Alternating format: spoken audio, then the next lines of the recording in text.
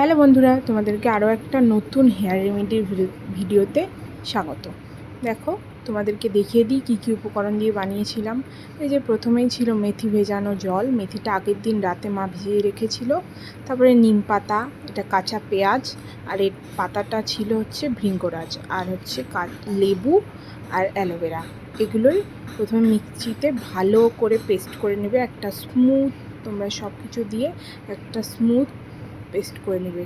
আমি এখানে লেবুটা দেখাতে ভুলে গিয়েছিলাম, মানে ভিডিওটা আর করা হয়নি, তাই সরি। এই পাতাটা কিন্তু ভৃঙ্গরাজ, এটা খুবই ভালো চুলের জন্য, আমাদের তো খুবই ভালো। এটা অবশ্যই তোমরা মাসে একবার করে ইউজ করতে পারো। এই যে পেস্টটা এরকম হবে, এতটা ঘন হয়েছিল, বাট তোমরা এই মিক্সি থেকে বের করে নেওয়ার পরে সেটা একটু জল ধুয়ে নিয়ে নেবে, দেখবে ঠিকঠাক হয়ে যাবে।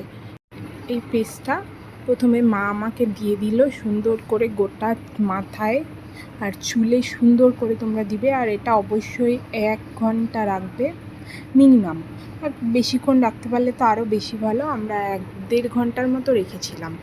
এই যে মা আমাকে সুন্দর করে দিয়ে দিল প্রথমে। এই দেখো, তোমরা মায়ের চুলের অবস্থাটা দেখো, আর তারপরে দেখো কীরকম হয়, কেমন হয়ে গেছে না চুলগুলো। এই যে তারপরে মা হচ্ছে সুন্দর করে গোটা চুলে সুন্দর করে দিয়ে দিল।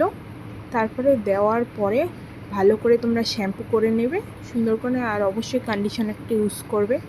এই যে তারপরে দেখো মা চুল এখন শুকিয়ে গিয়েছে। এই যে দেখো পরে চুলের অবস্থা কেমন লাগলো অবশ্যই জানিও, আর ভালো লাগলে অবশ্যই সবাই ট্রাই করো কিন্তু।